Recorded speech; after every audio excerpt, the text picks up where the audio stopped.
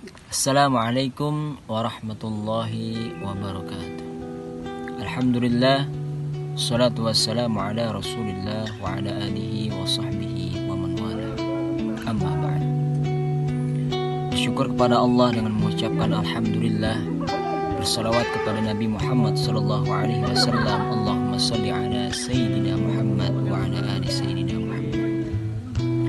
Pada pagi hari yang cerah ini ada suatu cerita yang dimana cerita ini yang disampaikan oleh Syekh Muhammad Nawawi Al-Bantani dalam kitabnya Tanbihul Qaul.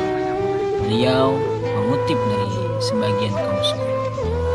Di dalam cerita tersebut, salah seorang sufi ini memiliki tetangga yang dimana tetangga ini gemar sekali dengan mabuk-mabukan. Bahkan tetangga ini, si pemabuk ini, tidak tahu hari ini hari apa, besok hari apa, kemarin hari apa, sebab kemabukannya sudah melewati batas wajar. Maka pada suatu ketika pemabuk ini meninggal, wafat. Ketika wafat 1-2 bulan, salah seorang sufi tersebut bermimpi bahwasannya annahu fid daris salam, bahwasannya si pemabuk ini yang gemar mabuk ini berada di surganya Allah Subhanahu wa Ta'ala. Kaum sufi tersebut, salah seorang sufi tersebut bingung. Seorang pemabuk yang gemar setiap harinya, setiap saatnya mabuk-mabukan, ini annahu fid daris salam, bahwasannya pemabuk ini ada di surganya Allah Subhanahu wa Ta'ala. Dalam mimpi tersebut, si pemabuk ini menjelaskan kepada kaum sufi tersebut, hadartu yauman fi majlis dzikr, bahwasannya dulu aku pernah hadir pada suatu majlis zikir. Fasami'atul alim, maka aku mendengar seorang alim ini yaqul, berkata, man shalla 'ala nabi sallallahu alaihi wasallam wa rafa'a sautahu wajabat lahul jannah.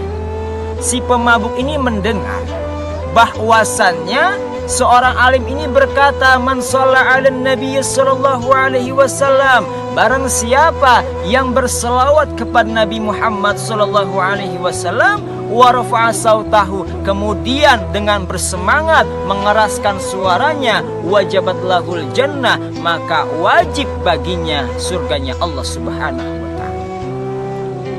Wa rafa'al alim sautahu, kemudian seorang alim ini mengeraskan salawatnya bis salati 'alan nabi, dengan bersalawat kepada Nabi. Wa rafa'tu sauti, kemudian si pemabuk ini mengikuti. Wa rafa'a aswatahum jami'an, dan semua yang ada di majlis itu pun serentak dengan semangat berselawat kepada Nabi Muhammad sallallahu alaihi wasallam. Faghfara lana jami'an fi dzalikal yaum, maka seketika itu semua di majlis itu semua pada hari itu diampuni oleh Allah Subhanahu wa Ta'ala. Demikian keagungan dan keistimewaan membaca sholawat kepada Nabi Muhammad sallallahu alaihi wasallam yang juga dirasakan manfaatnya oleh pemabuk tersebut.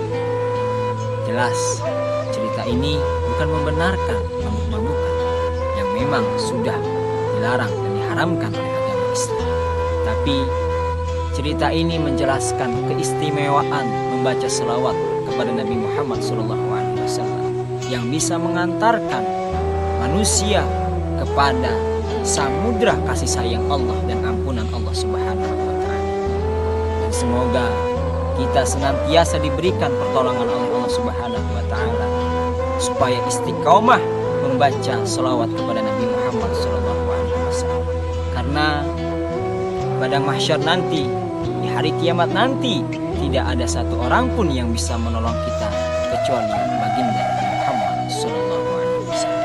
Allahumma shalli ala sayyidina Muhammad wa ala ali sayyidina Muhammad. Semoga kita di hari kiamat nanti mendapatkan syafaatul uzma di hari kiamat. Wallahu muwaffiq ila aqwamit thoriq. Assalamualaikum